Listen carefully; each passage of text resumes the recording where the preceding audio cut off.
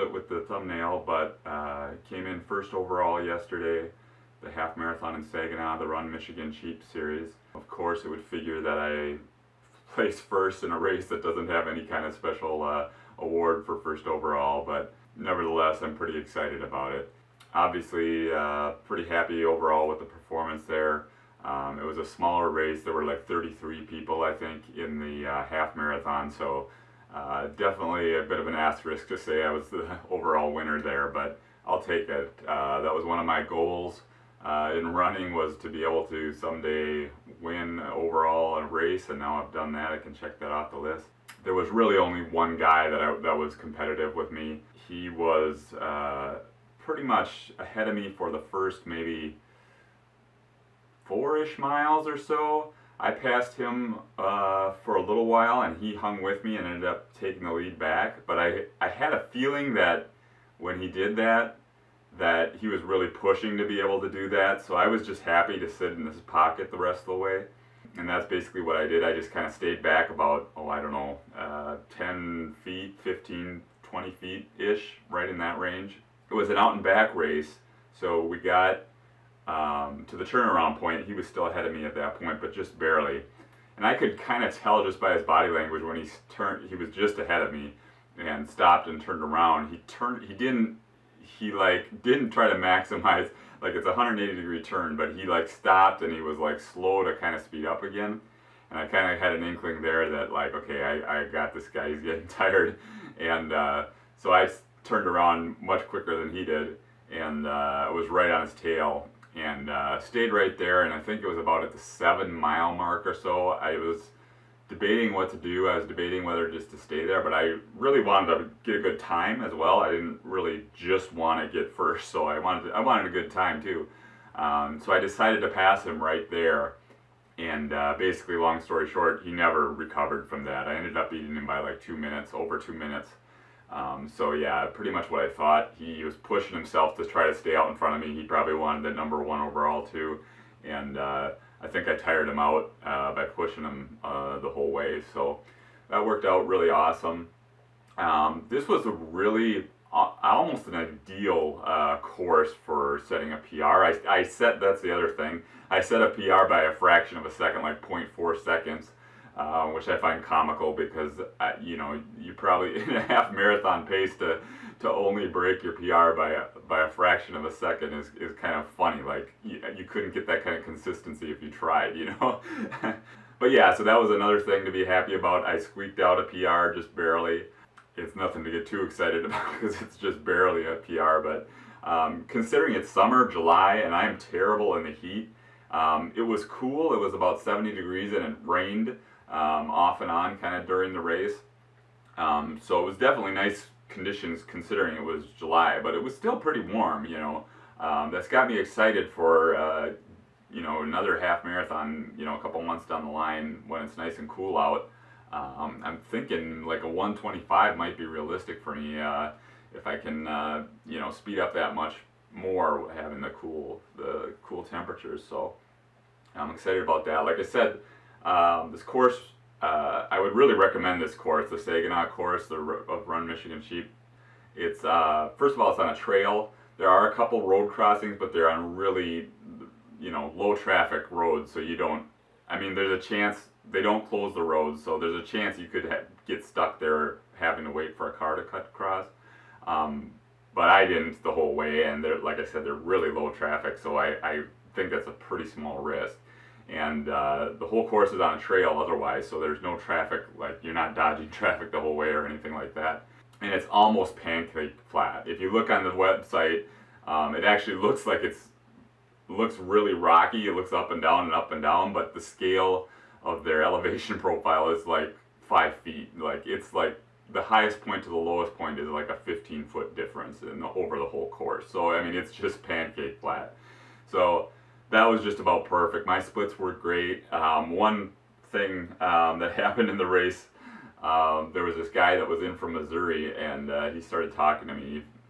He was like an overly friendly guy, and so he decided he was going to run with me at the beginning of the race. And he asked me what pace I was going to go out, and I was like, I'm kind of playing it by ear. I don't really know, maybe 6:40 or so. And so he was talking to me. He was doing the 10K. So the first 3.1 miles, he was running side by side with me and talking and talking and talking and talking. And I'm one of those people that hate, I hate even, let alone when people are talking to me, when other people are talking to other people during a race, because I'm just trying to focus and you know, concentrate on my pacing and all that. And so this guy's talking and talking and talking. So my first mile was the slowest. I ran like a 6:49 because I was like, I wanted to speed up, but I didn't want to be rude as this guy's like trying to have a conversation with me. So that was kind of comical. But overall, like my last mile I ran was like a 6:33. So I didn't really feel like I could have really gone out a lot faster. Like I probably could have, you know, maybe shaved a few, you know, seconds off, you know, maybe 10, 20 seconds if I could do it over again and really push myself a little bit more. But I definitely didn't feel like I had a whole ton left in the tank at the end of the race. I was actually looking for the end of the race, the last few miles, and I was looking over my shoulder at the guy that I had passed up.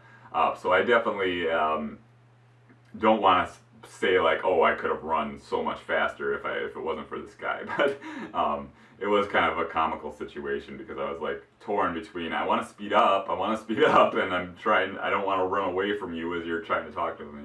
But yeah, so that was really cool.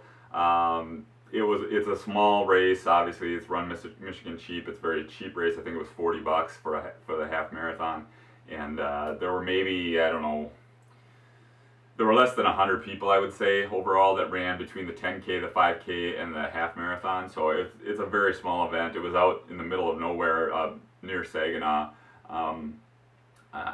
They had water, just like a case of water set up every so often.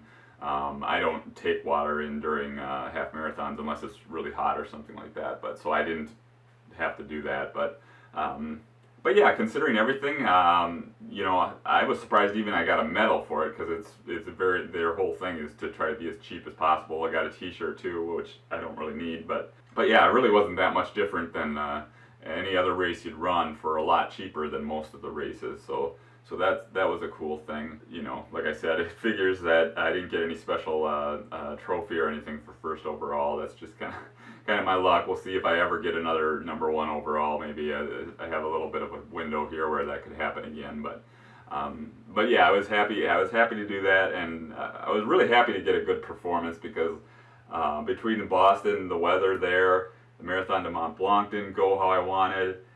Even Bayshore half marathon, it was so warm that I was a little disappointed. I don't know if I was disappointed, but I didn't run what I knew I was capable of. I ran, you know, over 2 minutes faster here just yesterday. So yeah, I really was happy to have a good performance, something to be happy about. And not only that, but actually to accomplish one of my goals of winning an overall race. So really feel a boost from that. I had a 110-mile week, not leading up to the race, but the week before that. And I had 3 hard workouts last weekend within 96 hours. So all these things considered, you know, my legs were definitely not super ready and rested for this race. So you factor all that stuff in to be able to PR and get a #1 overall and run a smart race where I passed this guy and he wasn't able to respond, you know, just pretty much went about as well as I could have hoped for. And that's looking really good going into Marquette here in 6 weeks. So looking forward to that. I'm hoping the weather plays nice there. I'm not sure what pace I'm going to go for, but this is looking really good. I just did an online calculator thing, and that puts me at about a 3:02 something for the marathon. I don't know if I'll have the courage to go for that much of a PR. I'm tentatively thinking of shooting for 3:05. My PR is 3:11, but I know I'm faster than that. I was planning to do better than that at Boston before the weather turned so bad. So I've had 2 training cycles here leading up to this basically. So I think a 3:05 is definitely reasonable. Maybe capable of faster than that, but I'm going to kind of play it by ear when I'm running, see what it feels like, and definitely try to start a little conservative. But yeah, this is looking really good. So I got 2 more tune-ups. I'm probably going to do a 10K here in Lansing, and then maybe do the Lansing relay, do one lap of that, which is like 5 miles, as my last tune-up race. So, so yeah, I think that's pretty much all I have to say. Again, I would recommend this race if you're in Michigan. It's really, I would say, a PR-friendly course, about as flat as you're ever going to get, and you know, it's nice to run on a trail where you're mostly shaded from the sun and all that. So yeah, I would definitely recommend this Saginaw race to anyone out there. So I think that's about all I have to say. Thanks for watching. Subscribe if you like the content. Got a couple more videos coming soon, so stay tuned for that. And I'll be back soon.